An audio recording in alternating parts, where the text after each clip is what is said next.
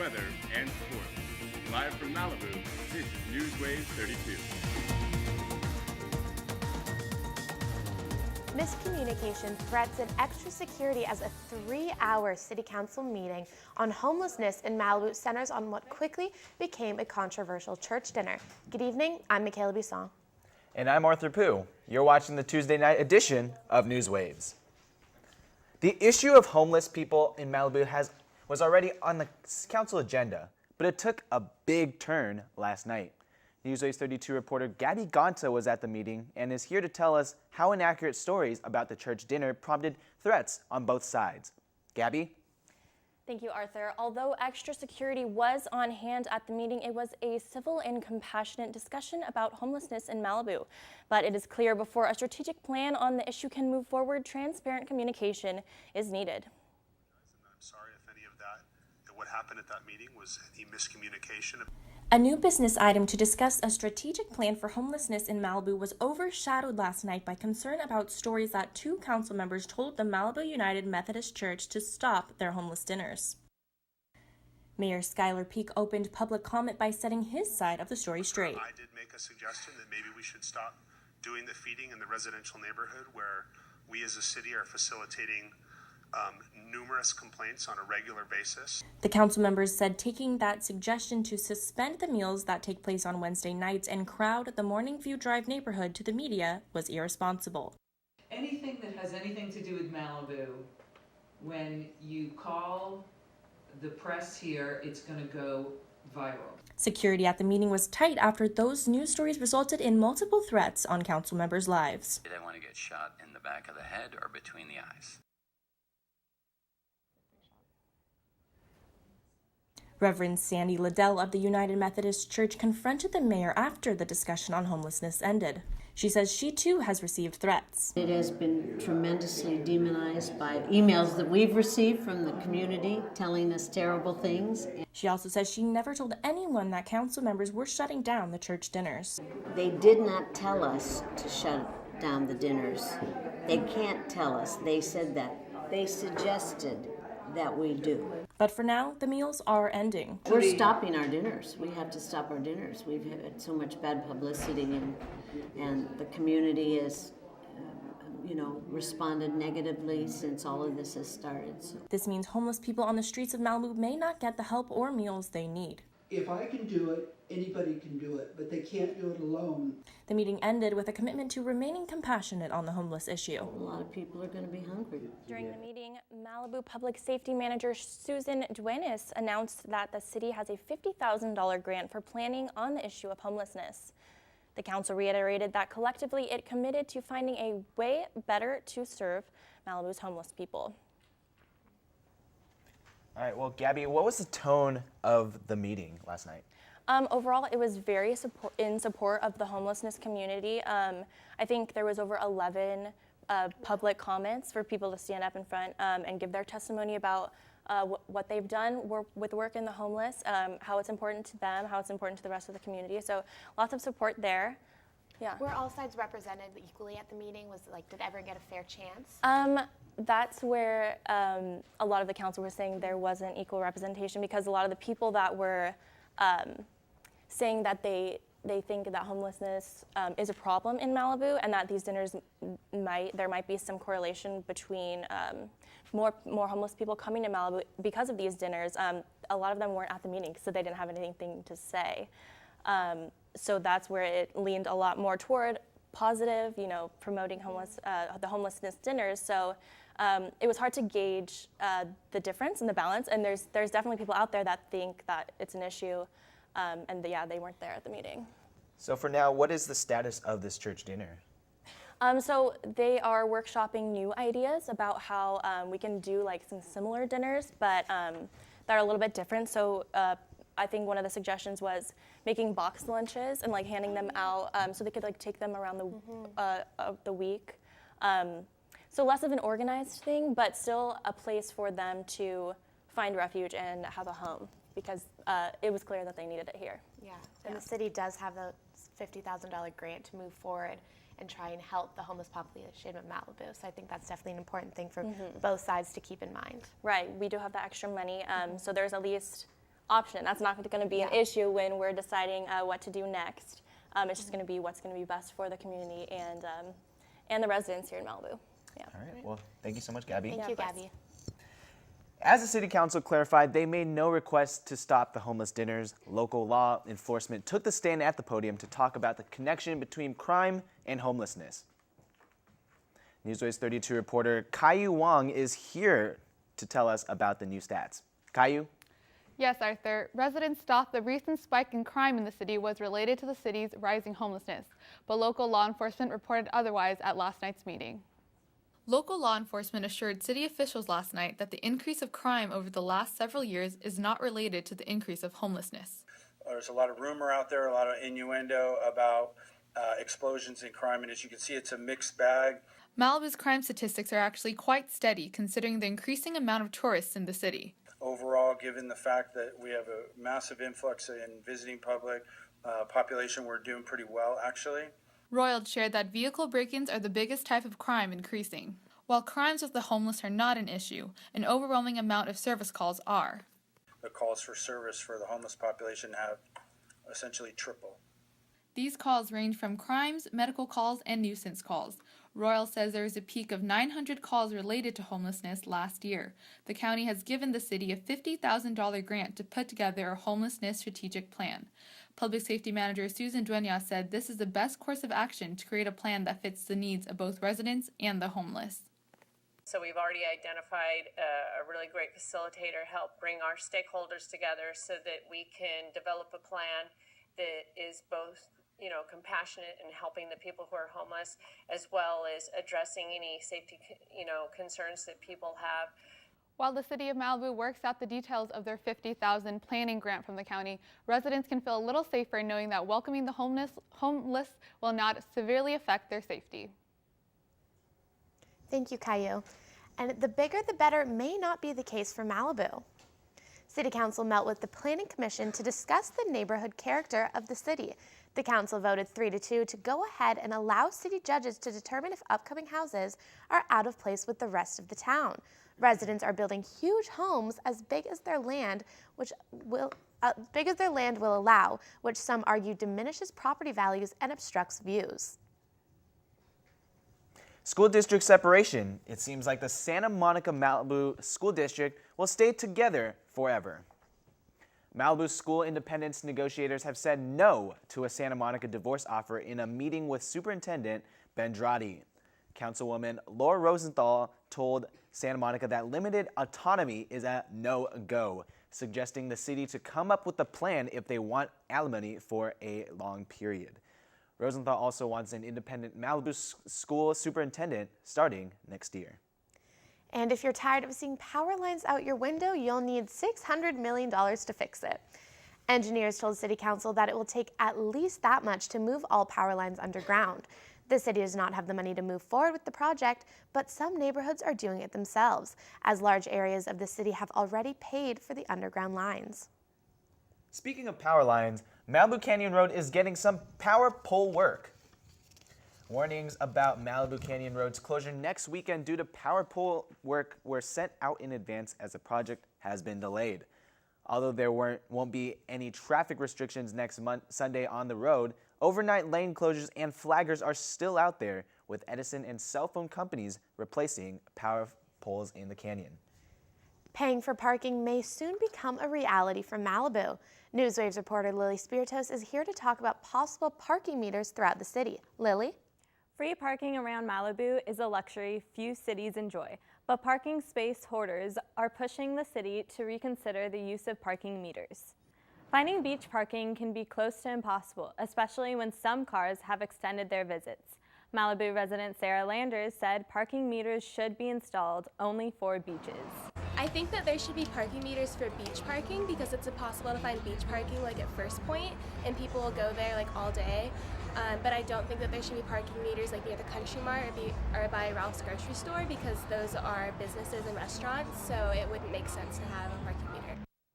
Many RVs and even food trucks take over spaces alongside PCH for extended periods of time, making it difficult for passersby to find parking.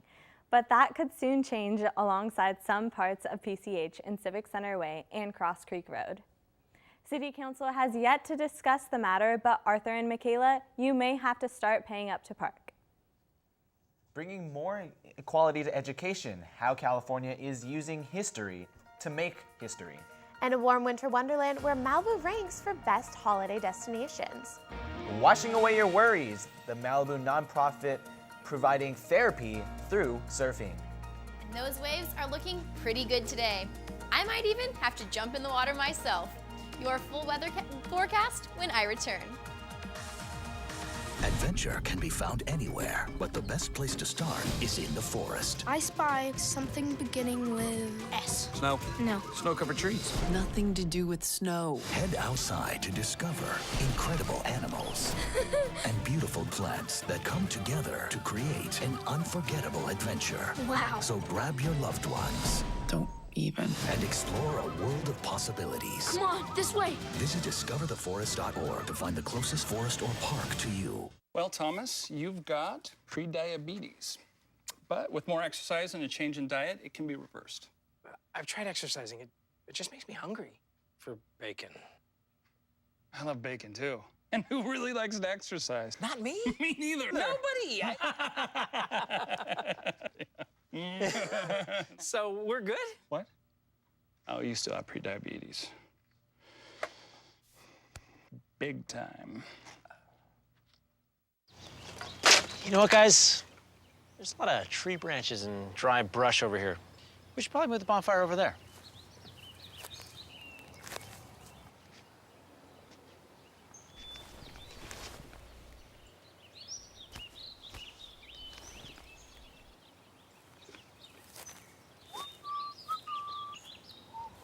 I'm guessing Smokey liked that idea.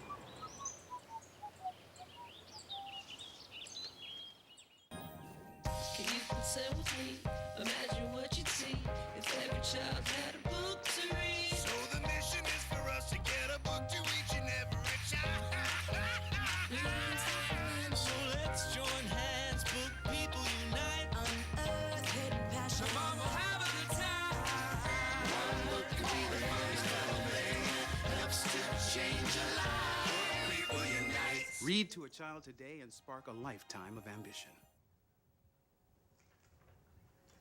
Winter is right around the corner, and if you're not one for cold weather, come on over to Malibu. Numerous cities throughout California made the list of top 10 warm weather winter locations.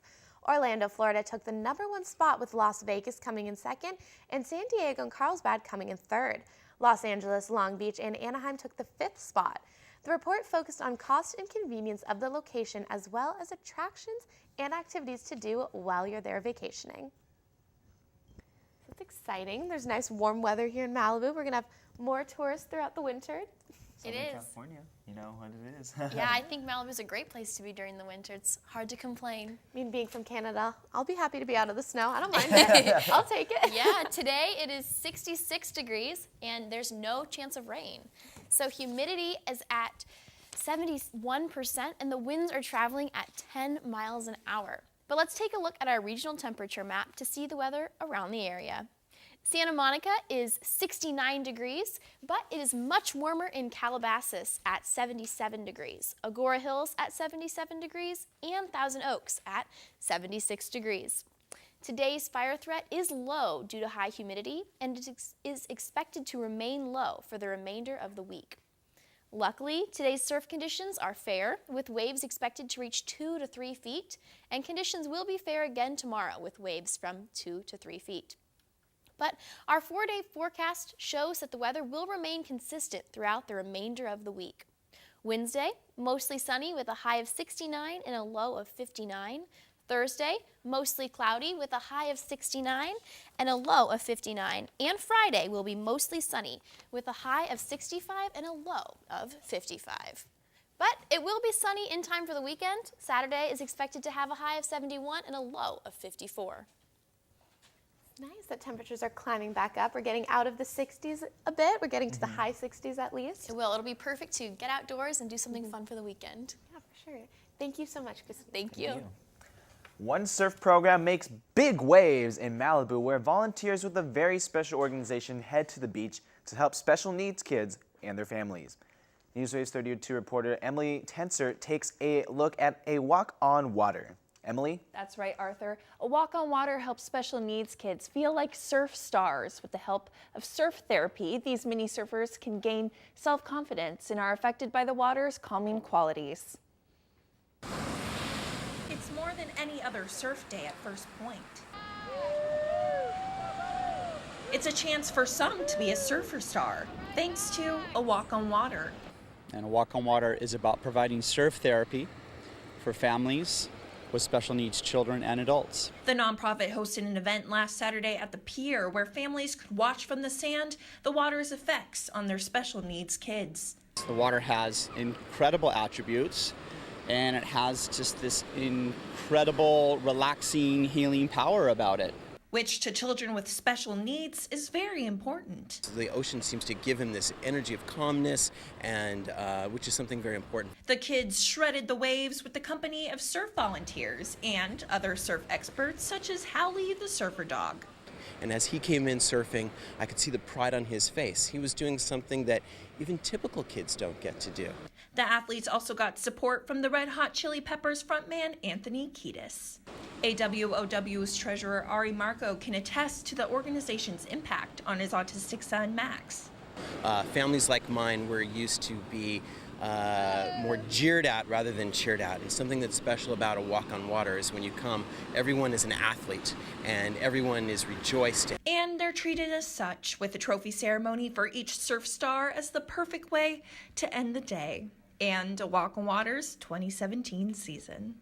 So that was the last event of this year's season, and they hosted 7 events around SoCal for this season. And right now, the organization is in the works of building an East Coast chapter. Back to you.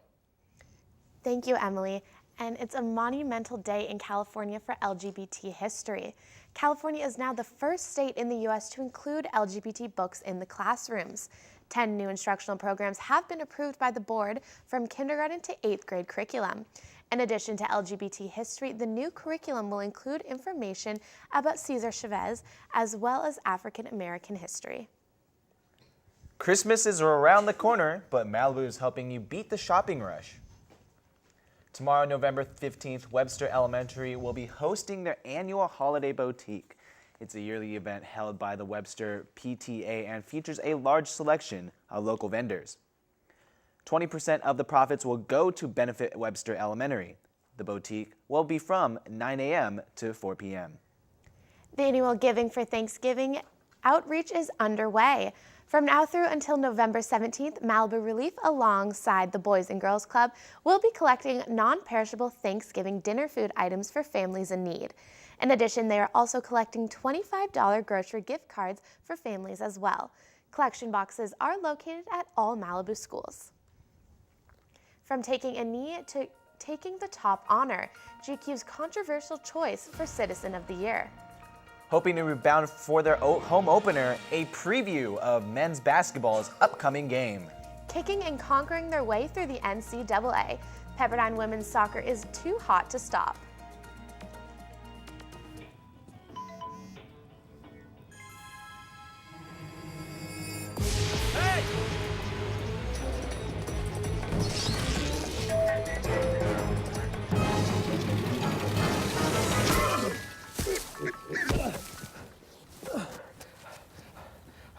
So, same time next week? Well, of course. Put away a few bucks, feel like $1 million. For free tips to help you save, go to Feed the Pig. Live with a human for a while, and you get to know a few things. Like, I know she does strange tricks for no treats. But the one thing I will never for the life of me know is how she gets so tiny and inside that box. Natalie, how do you get so tiny? Staring contest! You still got it. I know. Come alive with the forest. Visit discovertheforest.org to find a forest near you. Got a quarter?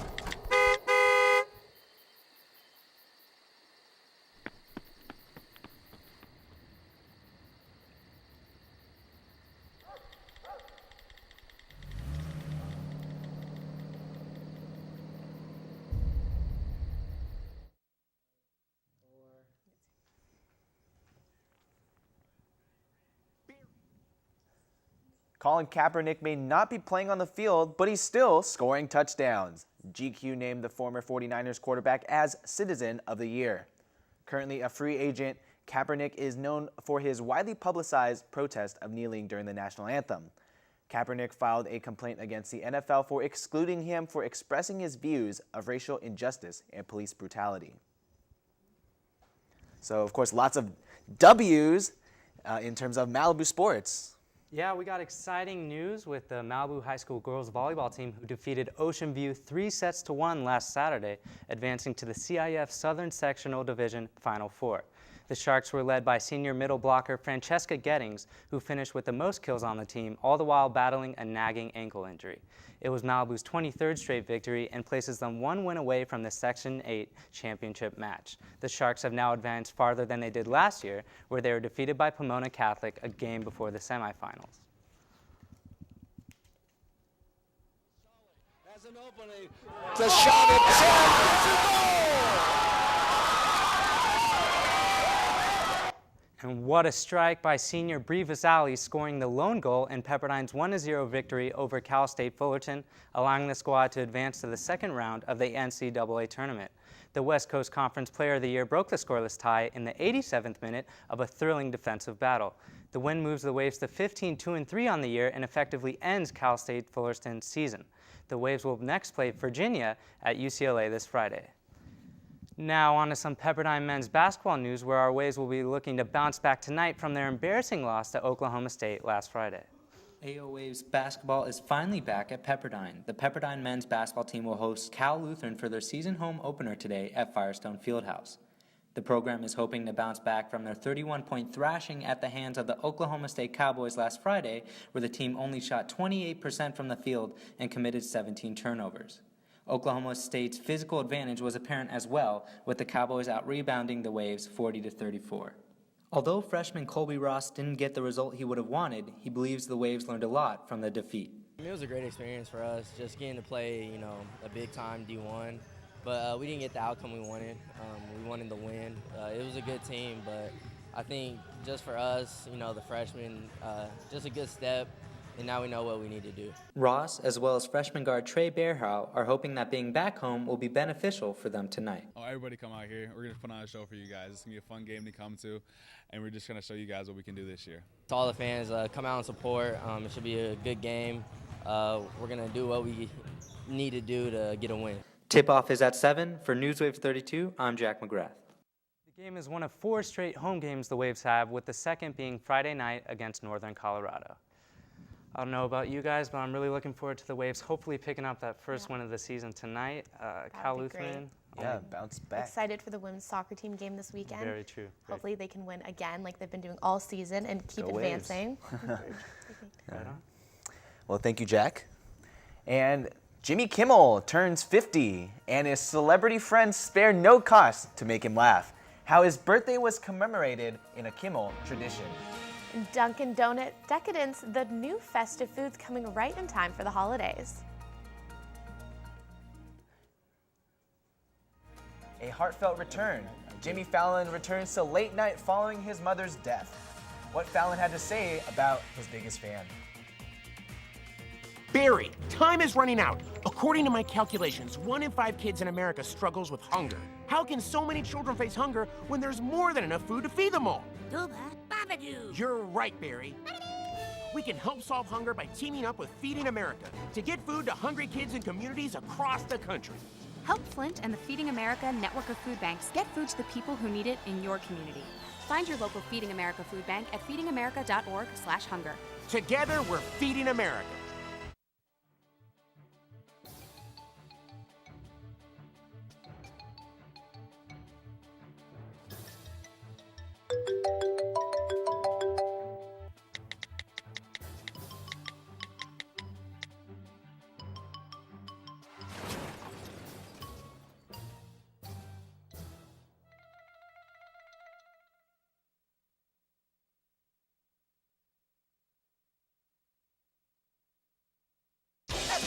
Adopting a new pet is a rewarding experience. And Shelter Pets makes Super Pets. Your new best friend will steal your heart bring you happiness and enrich your life for years to come. You can make a difference in the life of an animal. Adopt and bring home a shelter pet today. To find out more, visit theshelterpetproject.org. What are you, superheroes? Just four brothers who hate bullies and love this city.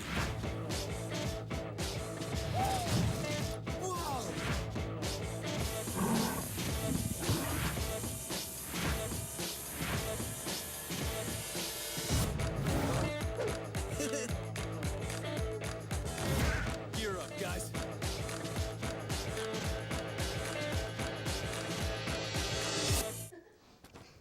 So there's been a lot going on with some late night talk shows right now, with Jimmy Kimmel's birthday and Jimmy Fallon's mom's death. What do you have for us? She was the best audience. She was the one I was always trying to make laugh, and she was such a fan of the show and everything I did.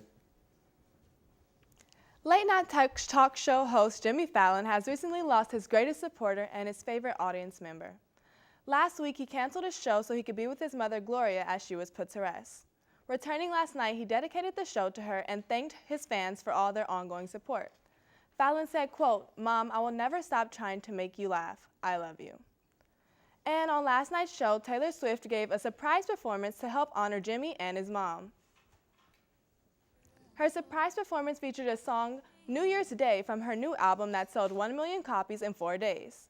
This was the perfect song to pay tribute to Gloria Fallon because of the lyrics, "squeezed by hands 3 times in the back of a taxi."